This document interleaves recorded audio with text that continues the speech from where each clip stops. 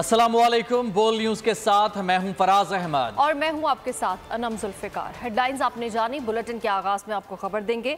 बानी पीटीआई की 12 मुकदमात में जिस्मानी रिमांड की दरख्वास्त। इंसदादी दहशतगर्दी अदालत ने 10 रोज का रिमांड दे दिया है। आपको बता रहे हैं कि बानी पीटीआई की 12 मुकदमात में जिस्मानी रिमांड की दरख्वास्त दी गई। मजीद जान लेते हैं। बोल न्यूज़ के नुमाइंदे अब्दुल रहमान हमारे साथ मौजूद हैं। अब्दुल रहमान, बताइएगा, 10 रोज का रिमांड दिया गया है बानी पीटीआई के खिलाफ, क्या तफसीलात हैं मामले की? जी बिल्कुल, इंसदादी दहशतगर्दी लाहौर की खसूसी अदालत के जज खालिद अरशद ने 9 मई के 12 मुकदमात में बानी पीटीआई का 10 रोजा जिस्मानी रिमांड मंजूर कर लिया है। बानी पीटीआई पर थाना सरवर रोड में 5 मुकदमात, जबकि थाना गुलबर्ग के 3 मुकदमात के अलावा थाना रेसकोर्स, थाना शादमान, थाना मुगलपुरा और थाना मॉडल टाउन के एक मुकदमे में अदालत की जानिब से जिस्मानी रिमांड दिया गया है। जबकि अदालती हुक्म पर बानी पीटीआई को वीडियो लिंक के जरिए अदालत के रूबरू पेश किया गया और अदालत ने बानी पीटीआई की हाजिरी जो है वो लगाई। जबकि बानी पीटीआई के वकला की जानिब से अदालत ने ये कहा गया कि कानून के मुताबिक जिस्मानी रिमांड के लिए मुल्ज़म का कमरा अदालत में मौजूद होना जरूरी है। तहम प्रोसिक्यूटर की जानिब से जो बानी पीटीआई के वकला के इस स्टांस की मुखालफत की गई और जो प्रोसिक्यूटर ने कहा कि बानी पीटीआई जो है वो जना हाउस हमला में दीगर मुकदमात में मुलव्वस हैं और उनके खिलाफ जो मजीद शवाहिद और गवाह जो है वो इकट्ठे करने हैं, लिहाजा उन्हें जिस्मानी रिमांड पर पुलिस के हवाले किया जाए। अदालती हुक्म पर बानी पीटीआई जो है वीडियो लिंक पर आए और उन्होंने अदालत ने कहा कि मैं इस्लामाबाद में था, मुझे वहाँ शीशे तोड़कर गिरफ्तार किया गया। मैंने तो नहीं कहा कि जब भी एहतजाज करना है, पुरअमन करना है। हमारे लोग पुरअमन थे जिन पर गोलियां चलाई गई। बानी पीटीआई ने यह भी कहा कि उनके साथ जुल्म ज्यादती हुई है और ये मुकदमा बिला जवाज हैं। तहम अदालत ने जिस्मानी रिमांड की जो फरीकैन के वकला के दलाइल मुकम्मल होने पर फैसला महफूज कर लिया था। तहम अदालत ने अब से कुछ देर पहले जो है जो जिस्मानी रिमांड की दरखास्त पर जो इस्तदा की गई थी तफ्तीशी अफसर की जानिब से, उस पर अदालत ने 12 मुकदमात में बानी पीटीआई का 10 रोजा जिस्मानी रिमांड पर पुलिस के हवाले कर दिया है। जी बहुत शुक्रिया आपका तफसीलात के लिए।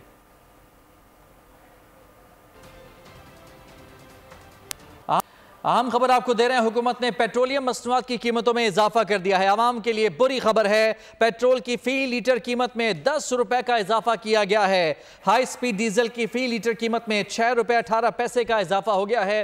महंगाई की चक्की में पिसी आवाम पर एक और महंगाई का बम गिरा दिया गया है। 10 रुपए फी लीटर पेट्रोल की कीमत में इजाफा कर दिया गया है। इसी बारे में मज़ीद तफसीलात जान लेते हैं।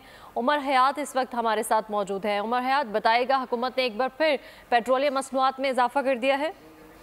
जी बिल्कुल, हुकूमत ने जो अभी वज़ारत ख़ज़ाना की जानिब से नोटिफिकेशन जारी किया है उसके मुताबिक पेट्रोलियम मसनूआत की कीमतों में इजाफा किया गया है और पेट्रोल की जो फी लीटर कीमत है उसमें 9 रुपए 99 पैसे का इजाफा किया गया है, यानी ये 10 रुपए तक का इजाफा है। और हाई स्पीड डीजल की जो फी लीटर कीमत है उसमें 6 रुपए 18 पैसे का इजाफा किया गया है। वज़ारत ख़ज़ाना के नोटिफिकेशन के मुताबिक पेट्रोल की जो नई कीमत है वो 275 रुपए 60 पैसे मुकर्रर की गई है और हाई स्पीड डीजल की जो फी लीटर कीमत है वो 283 रुपए 63 पैसे मुकर्रर की गई है। और कीमतों का इतलाक जो है वो आज रात 12 बजे से अगले 15 रोज के लिए होगा। जी ठीक है उमर, बहुत शुक्रिया आपका तफसीलात के लिए। हुकूमत ने पेट्रोलियम मसनूआत की कीमतों में इजाफा कर दिया है। पेट्रोल की फी लीटर कीमत में 10 रुपए का इजाफा किया गया है, जिसके बाद पेट्रोल की नई कीमत 275 रुपए 60 पैसे और हाई स्पीड डीजल की कीमत में 6 रुपए 18 पैसे का इजाफा किया गया है, जिसके बाद हाई स्पीड डीजल की नई कीमत 283 रुपए 63 पैसे मुकर्रर हो गई है। रात 12 बजते ही कीमतों का इतलाक कर दिया जाएगा। ये इतलाक आइंदा 15 रोज के लिए होगा, जिसके बाद 1 अगस्त से दोबारा से रिवाइज किया जाएगा पेट्रोलियम मसनूआत की कीमतों को। यह आपको खबर दे रहे हैं, हुकूमत ने पेट्रोलियम मसनूआत की कीमतों में एक बार फिर इजाफा कर दिया है। 10 रुपए इजाफे के बाद पेट्रोल की नई कीमत 275 रुपए 60 पैसे मुकर्रर कर दी गई है, जबकि 6 रुपए 18 पैसे इजाफे के बाद हाई स्पीड डीजल की फी लीटर कीमत 283 रुपए 63 पैसे मुकर्रर कर दी गई है। जी बिल्कुल, हुकूमत ने पेट्रोलियम मसनूआत की कीमतों में इजाफा कर दिया है और जो पेट्रोल की नई कीमत है उसमें इजाफा किया गया है। 9 रुपये 99 पैसे का इजाफा किया गया है। और आपको बताते चलें कि हाई स्पीड डीजल 6 रुपये 18 पैसे महंगा हो गया है और हाई स्पीड डीजल जो है 6 रुपये 18 पैसे महंगा कर दिया गया है। और इस तरह इसकी जो नई कीमत है 283 रुपये हो चुकी है। पेट्रोलियम मसनूआत की कीमतों में इजाफा कर दिया गया है। नई कीमतों का इतलाक 12 बजे होगा और इसका बाकायदा तौर पर नोटिफिकेशन भी जारी हो चुका है। हुकूमत ने पेट्रोलियम मसनूआत की कीमतों में एक बार फिर से इजाफा कर दिया है। एक दफ़ा फिर हमारे नुमाइंदे उमर हयात हमारे साथ मौजूद हैं। जी उमर हयात बताएगा, एक बड़ा इजाफा किया गया है, 10 रुपये का इजाफा किया है पेट्रोल की कीमतों में।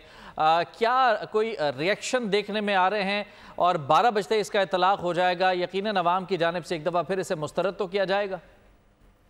जी बिल्कुल, इसमें कोई दो राय नहीं है कि अवाम पे इस वक्त महंगाई का जो एक बर्डन है जो हुकूमत की जानिब से टैक्सों के जरिए जो है वो लगाया गया है, अब उसका एक हमें जो है वो बाकायदा तौर पर उसके असरात आना नजर आ रहे हैं। और ख़ास तौर पर अगर देखा जाए तो पेट्रोलियम मसनूआत की कीमतों में इजाफे से आवाम पर ज़्यादा बोझ इसलिए पड़ता है क्योंकि हाई स्पीड डीजल जब बढ़ता है तो गुड्स फॉरवर्डिंग के अंदर हाई स्पीड डीजल का इस्तेमाल होता है। तो हाई स्पीड डीजल का जब इस्तेमाल होता है तो किराए बढ़ जाते हैं और जब पेट्रोलियम मसनूआत की कीमतें कम होती हैं तो हुकूमत की जो इन्फोर्समेंट पॉलिसी है इतनी उसमें नाअहली हमें नजर आती है कि किराए कम नहीं होते। लेकिन जब पेट्रोलियम मसनूआत की कीमतें बढ़ती हैं तो उसके साथ किराए जो ट्रांसपोर्ट है या फिर गुड्स ट्रांसपोर्टेशन के किराए जो है वो बढ़ जाते हैं और फिर उसके बाद जो है वो महंगाई का एक तूफान आता है। और ख़ास तौर पे जो लॉजिस्टिक्स हैं जब वो महंगी हो जाएंगी तो आम आवाम को जो है उस पर काफ़ी असरात होंगे। और यही हमें आवाम से जब हमारी बात होती है तो वो हमें यही कहते हैं कि पेट्रोलियम मसनूआत का महंगाई पर बड़ा असर होता है। और ख़ास तौर पर अगर देखा जाए तो अशिया खुर्दोनोश की जो तरसील है एक जगह से दूसरी जगह, और दूसरी जो ऐसी जगह हैं कि जहाँ दूर दराज के इलाके हैं वहाँ जब ले जाया जाता है की कीमतों का जो बराह रास्त असर है वो जिंदगी के तकरीबन तमाम शोबों पर देखा जाता है। उमर, बहुत शुक्रिया आपका तफसीलात के लिए। अमरीकी महकमे खारजा के तर्जुमान मैथ्यू मिलर का कहना है कि पाकिस्तान में किसी भी सियासी जमात पर पाबंदी तशवीशनाक है। प्रेस ब्रीफिंग के दौरान उनसे पाकिस्तान में सियासी जमात पर पाबंदी से मुतालिक सवाल हुआ था। मैथ्यू मिलर ने कहा कि यकीनी तौर पर सियासी जमात पर पाबंदी तशवीशनाक है। पाकिस्तानी हुकूमत के बयानात देखे हैं, लगता है ये पेचीदा सियासी अमल का आगाज है। पुलिस की बड़ी कार्रवाई, कराची में कोकेन फरोख्त करने वाले गैंग के कारिंदे को धर लिया। तफ्तीश के दौरान मुलजिम के सनसनीखेज इंकशाफात। मुलजिम एहसन ने बताया कि 1 ग्राम कोकेन 19 से 20 हज़ार रुपए में बेचते हैं। गिरोह का सरगना राना शहरियार उर्फ शहरी दुबई में मुकीम है। राना शहरियार व्हाट्सएप लोकेशन भेजता है जहां हम खरीदार को कोकेन पहुंचा देते हैं। कोकेन खरीदने वालों में कॉलेज यूनिवर्सिटीज़ के तुलबा भी शामिल हैं। ख़वातीन, नौजवान लड़के और बड़ी उम्र के लोग भी कोकेन खरीदते हैं।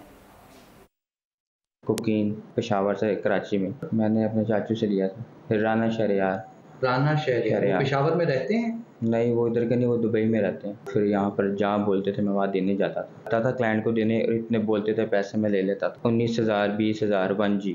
यंग और एजेड लड़कियाँ भी यंग, कॉलेज यूनिवर्सिटी की लोकेशन जो होती है वो लोकेशन भेजते हैं। हाँ, पिन लोकेशन पे जाता हूँ, उस पर जाता हूँ।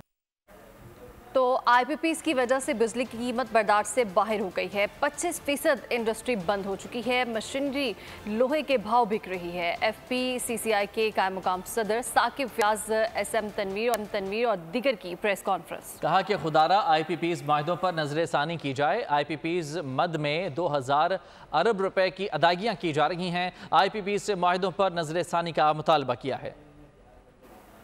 जो गलत एग्रीमेंट हुए हैं IPPs के साथ, ये उसकी वजह से हमें कैपेसिटी चार्जेस की मद में भरना पड़ रहा है। इंडस्ट्रीज बंद हो चुकी हैं। इन प्राइसेस के ऊपर हमारी इंडस्ट्री, हमारी एक्सपोर्ट, कोई भी हम लोग कम्पिटिटिव नहीं हो सकते। इस वक्त हमारी गवर्नमेंट 2 ट्रिलियन रुपए कैपेसिटी चार्जेस की मद में पे कर रही है।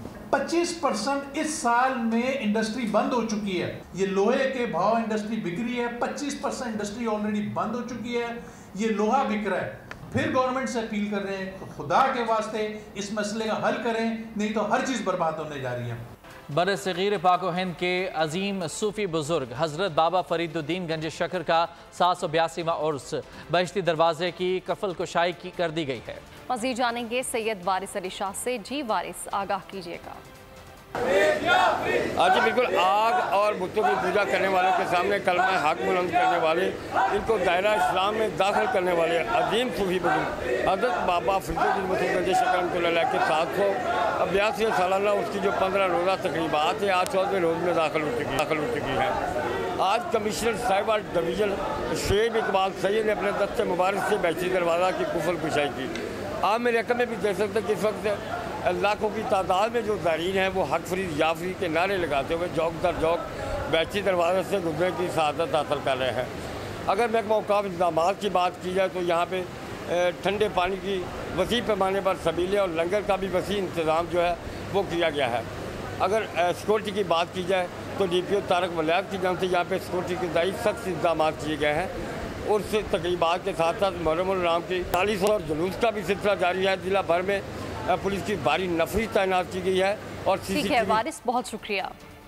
तो आपको बताएं कि लाला मूसा से 2 घंटे की मुसाफत पर आज़ाद कश्मीर का एक मुकाम सयाहों की तवज्जो का मरकज़ बन गया, जहां के देसी आम के बागात अपनी मिसाल आप हैं। मजीद देखते हैं शहबाज गोलरवी की रिपोर्ट में।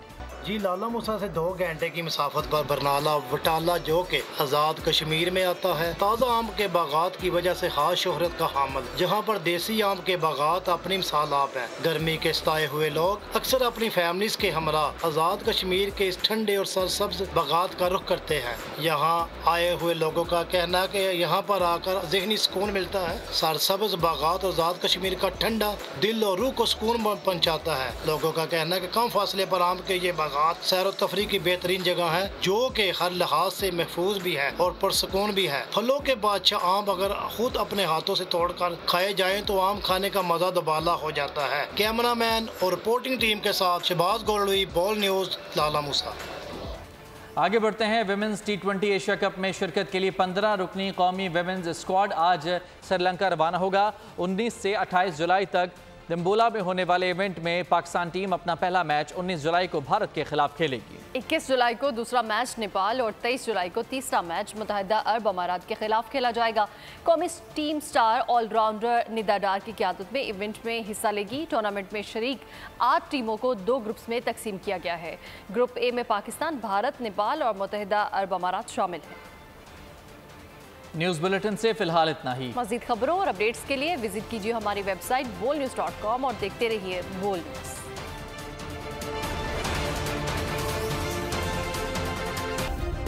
सब्सक्राइब करें और बेल दबाएं ताकि कोई खबर रह न जाए।